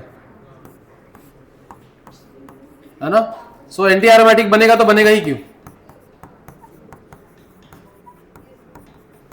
तो इसका मतलब इसका 0% इनॉल बनेगा। ठीक है, इन दोनों में जहां तक क्वेश्चन है तो दोनों में बाकी सारे एस्पेक्ट सेम है, सिर्फ एक एस्पेक्ट को छोड़ के, वो है एंगल स्ट्रेन। पर एंगल स्ट्रेन तो कीटोन में भी है, इनॉल का उससे क्या लेना देना। तो देखो यहां पे जब तुम इसका इनॉल बनाओगे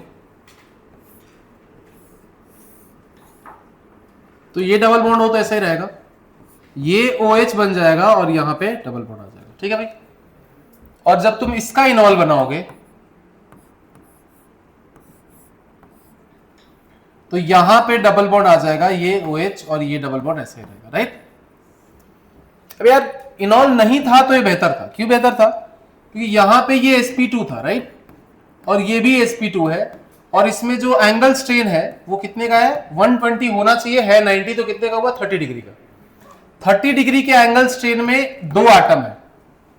यहां जब आए तुम तो 30 डिग्री के एंगल स्ट्रेन में 3 आटम हो गए 2 की जगह। कैसे, ये भी sp2 हो गया, ये भी sp2, ये भी sp2 और ये भी sp2, तो del theta is equal to 30 degree for 3 atoms.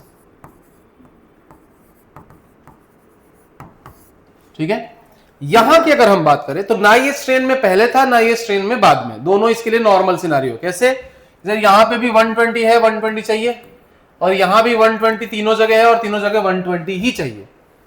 तो 120 is not an angle strain, तो ना तो इसके कीटो फॉर्म में एंगल स्ट्रेन था ना इसके इनॉल फॉर्म में था। इसके कीटो फॉर्म में 2 कार्बन एंगल स्ट्रेन में है और इसके इनॉल फॉर्म में 3 कार्बन एंगल स्ट्रेन में है, तो ये इनॉल में जाना नहीं चाहेगा। इसलिए इसकी स्टेबिलिटी की अगर हम बात करें तो ये दोनों में इसकी स्टेबिलिटी ज्यादा है। ठीक है, तो आप लिखेंगे कि second compound increases its angle strain due to conversion into enol, while there is no change in angle strain in third compound, and that is why third has more enol content than second.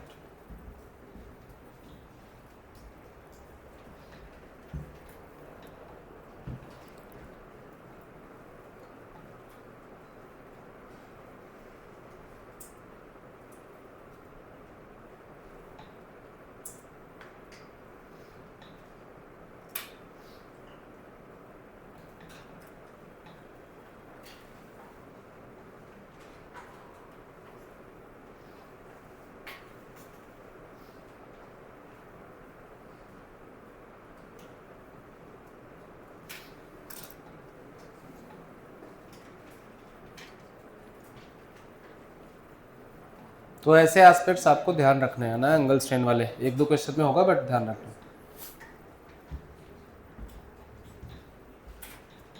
चलो next question करें।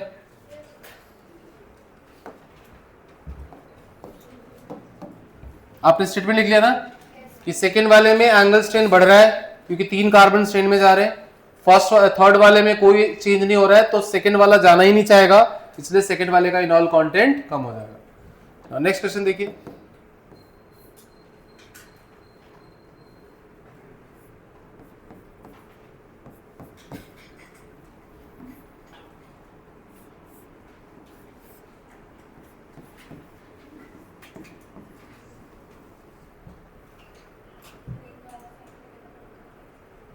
हाँ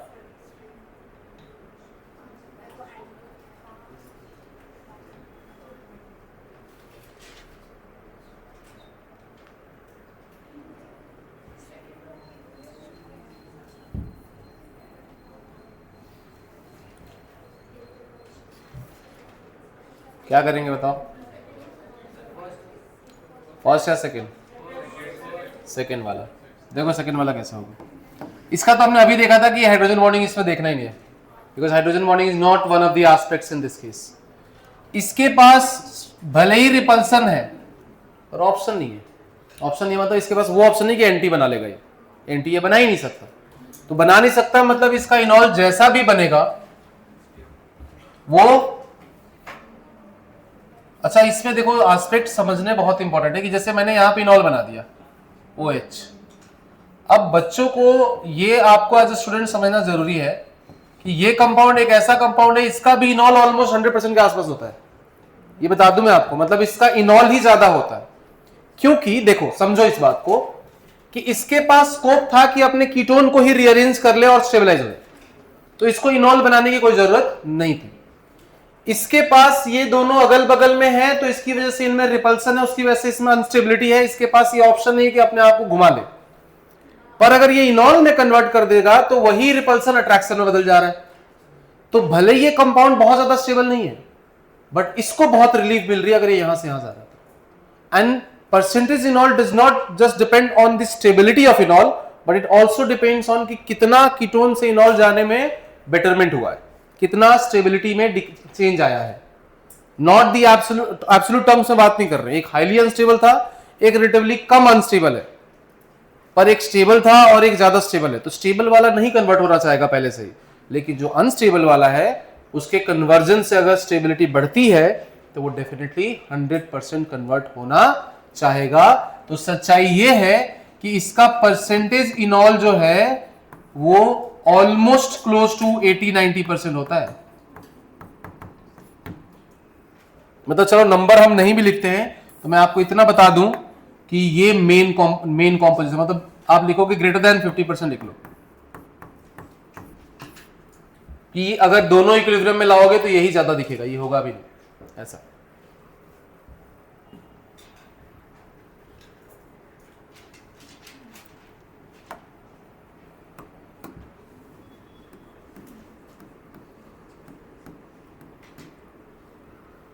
समझ में आया? कहानी समझ में आई? याद नहीं रहेगी आगे, है ना? इसलिए इसको लिख लो क्या कि in the first compound the ketone itself has ability to rearrange itself to major. लिख लो पहले, स्ट्रक्चर ड्रॉ कर लो, फिर मैं लिखवा देता हूं कहानी।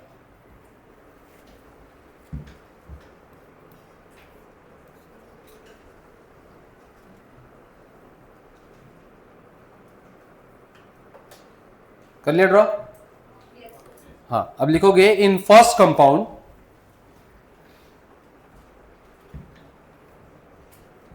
the lone pair repulsion of diketone, in first compound the lone pair repulsion of diketone can be eliminated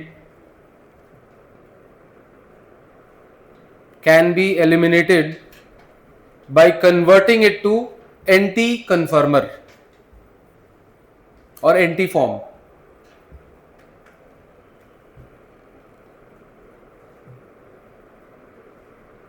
ठीक है? In second compound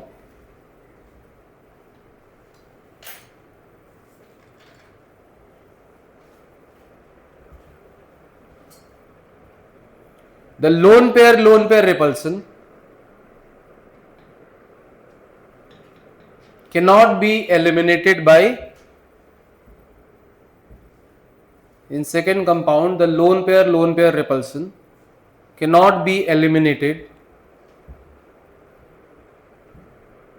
by changing its conformer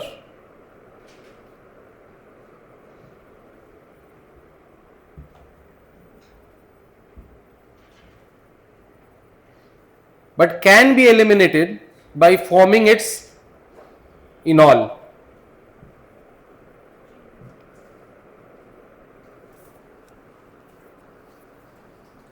But can be eliminated by forming its enol.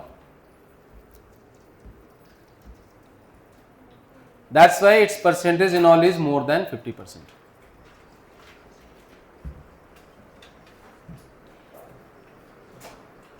समझ में आया point? कि यहां मैं ये नहीं कह रहा हूं कि दोनों में से किसका इनॉल ज्यादा स्टेबल है, दोनों का इनॉल हो सकता है इक्वल स्टेबिलिटी के भी हो, कि सर इसका जो इनॉल बनाओगे उसमें हाइड्रोजन बॉन्डिंग हो जाएगी, इसमें हाइड्रोजन बॉन्डिंग हो जाएगी, तो ये भी उतना ही स्टेबल, वो भी इतना स्टेबल, तो सर आप कैसे कह रहे हो कि ये कम है और ये इतना ज्यादा है कि 100% के आसपास हो गया? तो उसका रीजन मैंने ये बताया कि दोनों के कीटोन पे डिफरेंस है, इनॉल पे नहीं, कि एक का कीटोन कम स्टेबल है और एक का कीटोन ज्यादा स्टेबल, और यही पॉइंट लिखवाया भी था मैंने कि परसेंटेज इनॉल कीटोन के अनस्टेबिलिटी पे भी डिपेंड करता है, कि जितना अनस्टेबल कीटोन होगा परसेंटेज इनॉल उतना ज्यादा होगा। ठीक है, चलो नेक्स्ट क्वेश्चन करते हैं।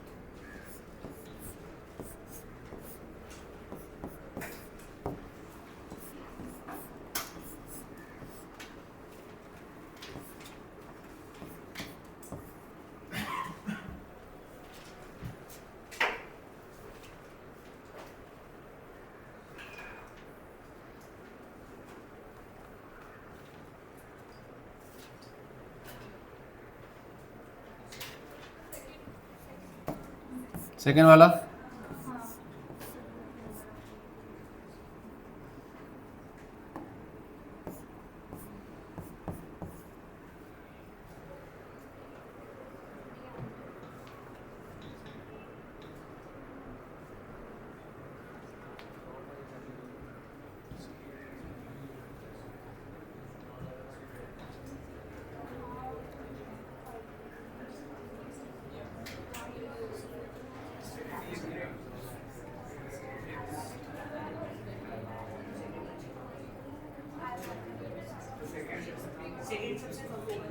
सेकेंड सबसे कम होगा, क्यों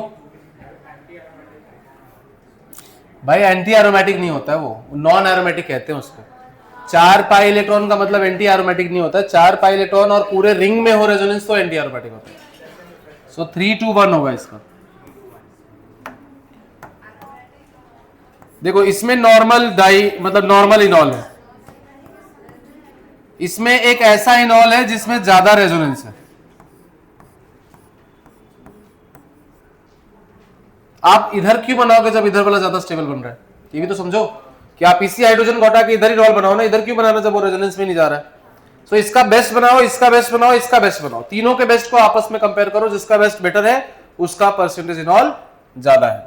और यहां पे जब आप जाओगे तो ये तो खैर एरोमेटिक ही बन जाएगा, राइट? तो इनके ये इनॉल फॉर्म्स है। अब यहां से यहां जाओगे तो ये stabilised by resonance, so resonance की वजह से इसका परसेंटेज इनॉल थोड़ा ज्यादा हो गया फर्स्ट वाले से, और थर्ड वाला तो खैर एरोमेटिक ही है इनॉल इसका।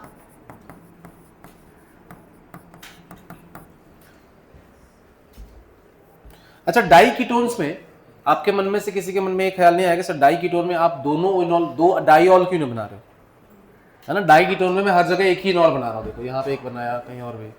तो देखो डाई इनॉल हमें नहीं बनाना है अनलेस वो एरोमेटिक होता हो, है ना? डाई इनॉल बनाना है अपने को, या ट्राई इनॉल भी बनाना है, लेकिन अगर उससे एरोमेटिसिटी आती हो तो बनाना है। बिकॉज आप समझो कि डबल बॉन्ड ऑक्सीजन तोड़ने का भी एक्सपेंस होता है। कार्बन डबल बॉन्ड ऑक्सीजन जो है उस बॉन्ड को तोड़ के अगर कार्बन डबल बॉन्ड कार्बन बना रहे हो तो वो बॉन्ड एनर्जी वहां पे डिक्रीज होती है, याद रखना। तो स्टेबिलिटी घटती है, और इसीलिए कीटो फॉर्म ज्यादा स्टेबल है इनॉल फॉर्म से।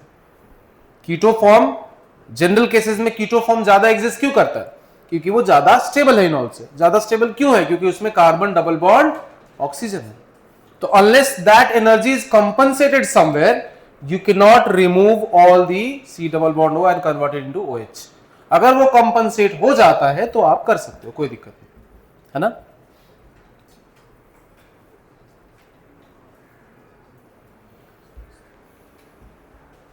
लिख ले, ठीक है।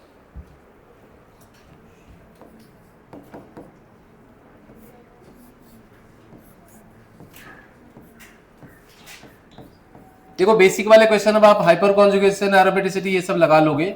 मैं वैसे क्वेश्चन करा रहा हूं जहां पे आप थोड़े से कंफ्यूज हो सकते हो।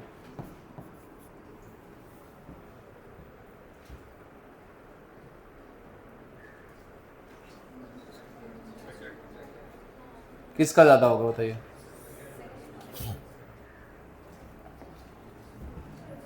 चलो इसका आंसर मैं थोड़ा आप करो, सोचो आप। बस मेरे पास एक साइड क्वेश्चन है आपके लिए।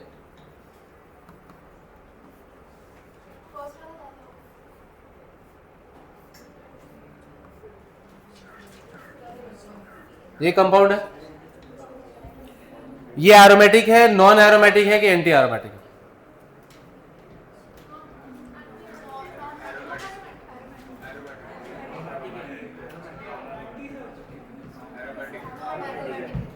बताओ कौन बताएगा? एरोमेटिक, नॉन एरोमेटिक या एंटी एरोमेटिक, क्या है ये? हाँ बताइए। हाँ ठीक है, आप क्या बोल रहे हो? हाँ 7 नंबर करेंगे। हाँ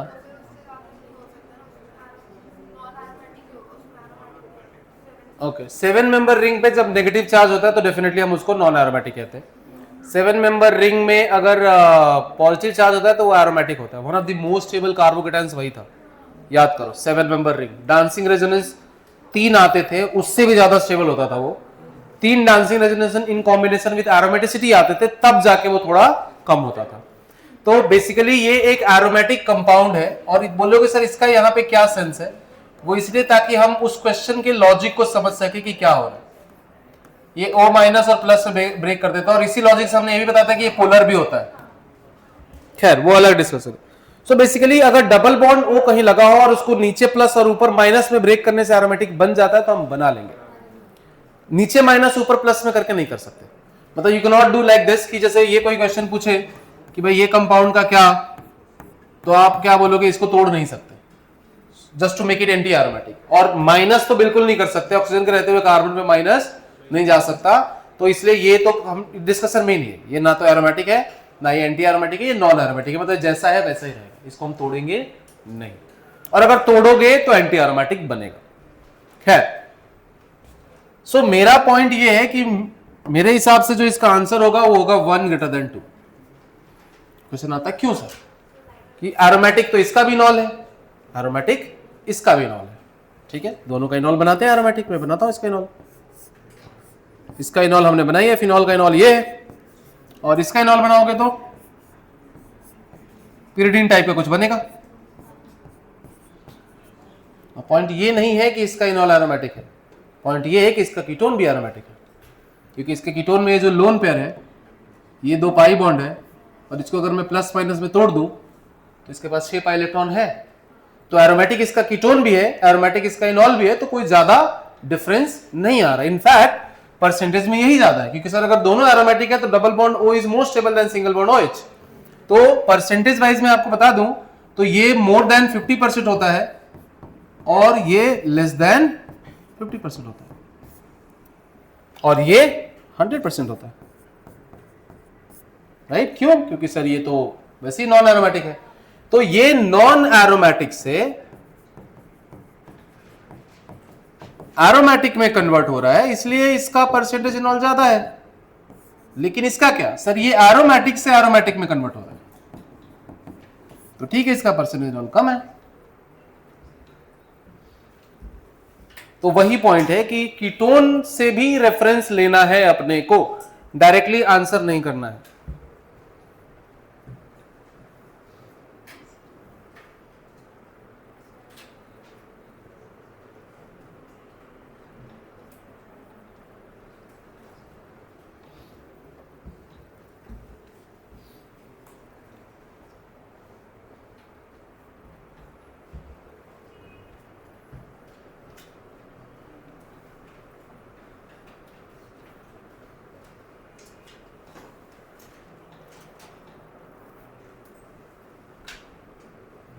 मैं रिकमेंड करूंगा कि आप अलग से उसका स्ट्रक्चर बना लेना, इसी में प्लस माइनस करोगे बाद में पता नहीं चलेगा कि क्या क्वेश्चन क्या था और डिस्कशन क्या था, है ना। तो एक दूसरा इनॉल बना लो कीटोन, जबकि जिसमें इस बॉन्ड को ही हटा देना, इधर प्लस और इधर माइनस कर देना कि इसका ये फॉर्म है।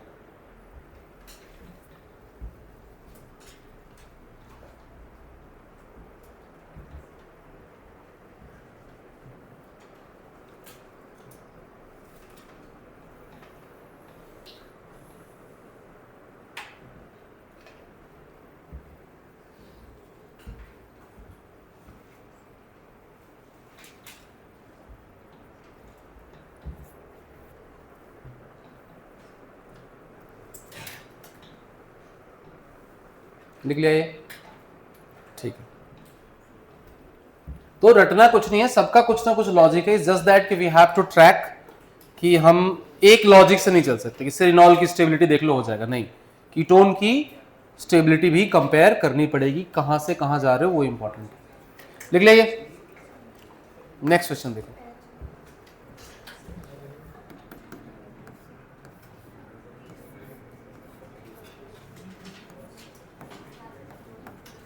अच्छा ये दिया हो या फिर कहीं और दिया हो सेम ही बात है ना, ये सेम चीज है। इसे इसके साथ में ये दिया है और इसके साथ में ये दिया, ये भी काफी कॉमन क्वेश्चन, मतलब कॉमन तो नहीं है बट हाँ कोई कंफ्यूज कर सकता है आपको इस क्वेश्चन से। इन तीनों में परसेंटेज इनॉल कंपेयर करना है, किसका ज्यादा होगा।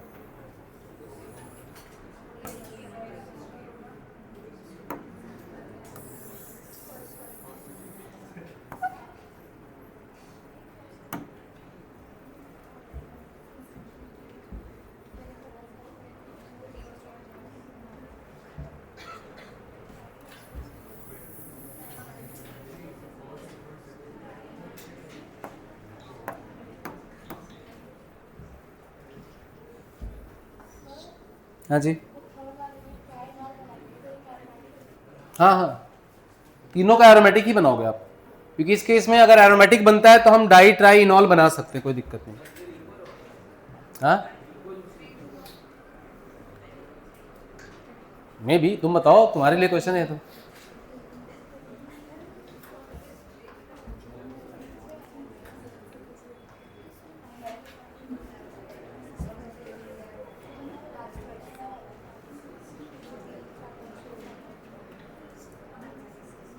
क्या करोगे,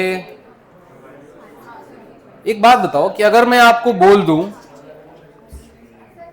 अच्छा मोनोकीटोन्स का परसेंटेज इनॉल ज्यादा क्यों, कम क्यों होता है। हाँ बताइए, मोनोकीटोन्स का परसेंटेज इनॉल कम क्यों होता है। हाँ हाँ, और सी डबल बॉन्ड ओ के एक्सपेंस पे आप सी डबल बॉन्ड सी बनाते हो, राइट। ये हमने डिस्कस किया था भाई कि सी डबल बॉन्ड ओ की बॉन्ड एनर्जी जो होती है वो ज्यादा होती है, ठीक है। अब क्वेश्चन ये है कि जब इन तीनों कंपाउंड में करेंगे तो एरोमेटिसिटी तीनों में बराबर है, तीनों में इक्वल लेवल ऑफ एरोमेटिसिटी आ रही है। तीसरे वाले में 3 डबल बॉन्ड तोड़ने पड़ रहे हैं, दूसरे वाले में 2 और पहले वाले में 1। तो जो इनपुट है, जो रिक्वायरमेंट है वो तीसरे में ज्यादा है, और जो हमें रिजल्ट में आउटपुट मिल रहा है, एनर्जी मिल रही है, वो तीनों में बराबर मिल रही है। तो जहां ज्यादा लगेगी वहां पे परसेंटेज इनॉल घट जाएगा ना, नहीं क्या। आप इन तीनों का एरोमेटिक इनॉल बना लो, कोई दिक्कत नहीं है, आप एरोमेटिक इनॉल बना लो तीनों का, पर तीनों में रिंग तो फिक्स है ना भाई कि एक ही एरोमेटिक रिंग है, तो मिलने वाला जो एनर्जी है वो तो एक है और लगने वाले बढ़ते जा रहे हैं।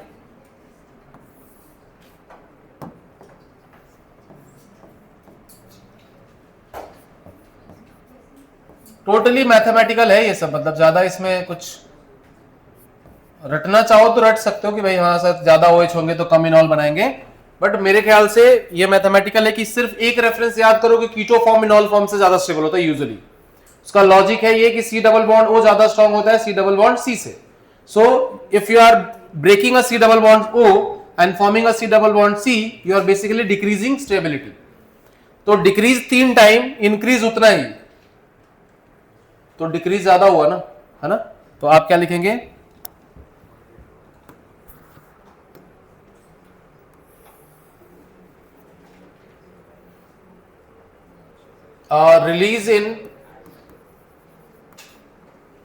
release energy due to aromaticity is constant.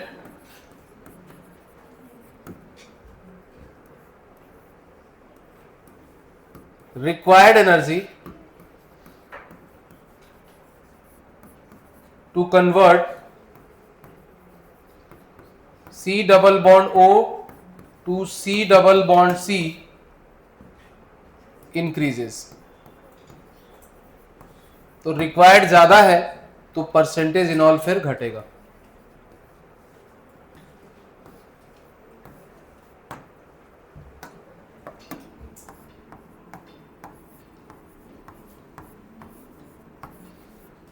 Percentage इनॉल decrease हो जाएगा.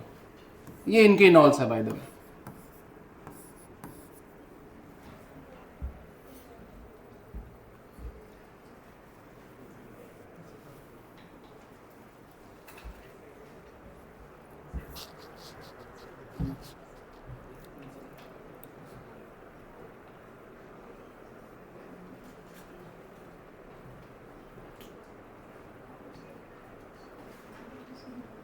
So 1 2 3 है ना. Answer is 1 2 3.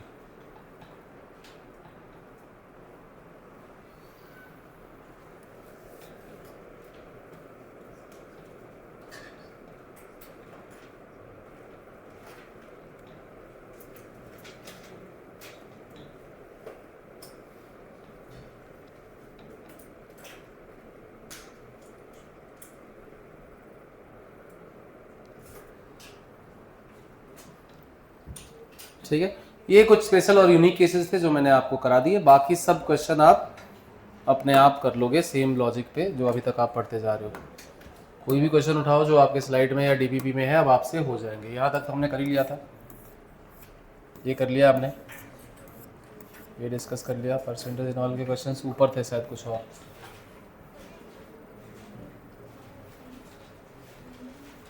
ये वाला कर ही लिया हमने. ये तो वही था. ये करो. ये भी कर लोगे वैसे फटाक से.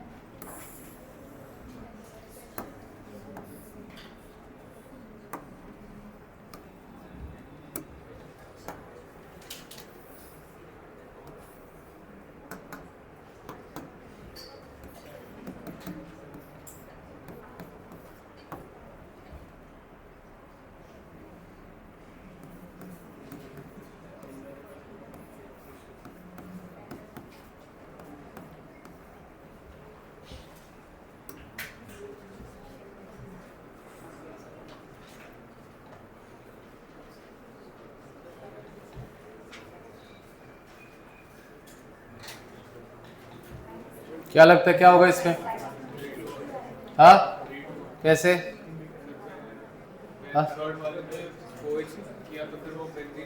एरोमेटिक हो जाएगा. थर्ड वाला सबसे ज्यादा हो गया. ठीक है. सेकंड वाला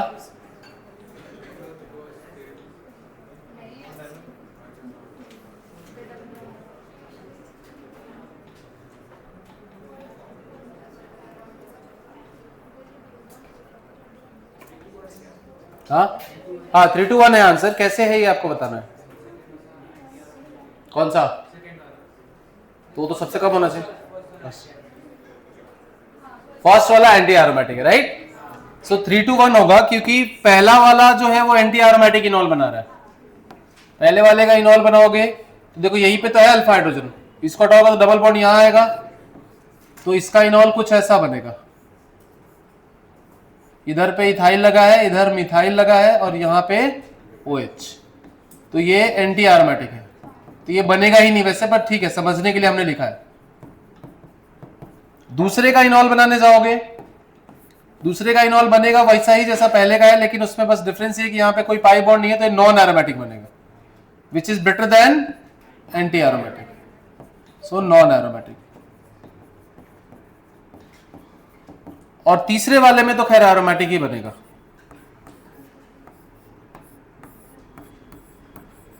सो 3 is greater than 2 is greater than 1. इसमें फर्स्ट वाला, तो इसमें 2 इज ग्रेटर देन 1 होगा। बना लेते हैं, जुगाड़ लगा लेंगे हम कुछ ना कुछ, है ना। ये बन गया और ये भी बन गया।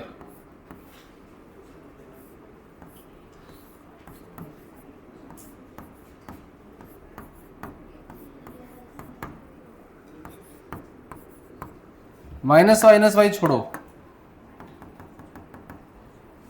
फ्लोरीन का भी तो हाइड्रोजन बॉन्डिंग होता है ना। सो यहां पे हाइड्रोजन बॉन्डिंग की वजह से ये ज्यादा स्टेबलाइज हो रहा है इनॉल, इसलिए इसकी ज्यादा।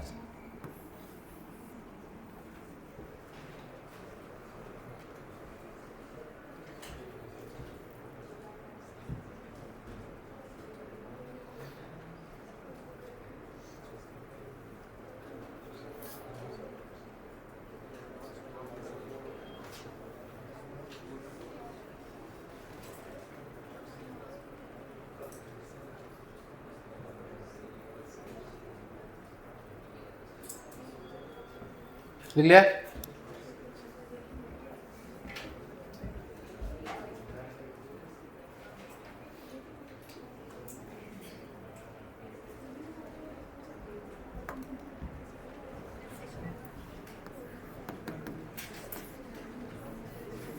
ये लास्ट क्वेश्चन है, फिर ब्रेक लेंगे।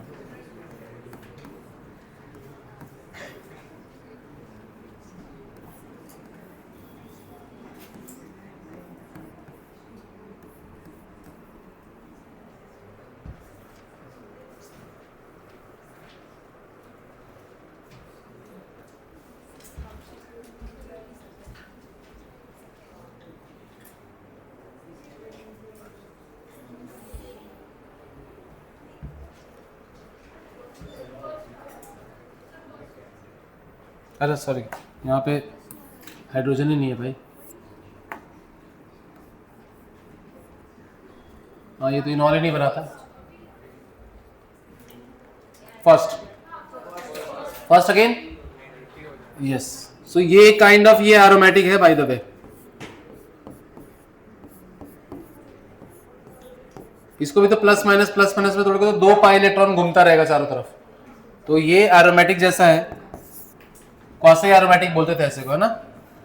और ये एंटी एरोमेटिक है, तो एरोमेटिक वाले का इनॉल ज्यादा होगा।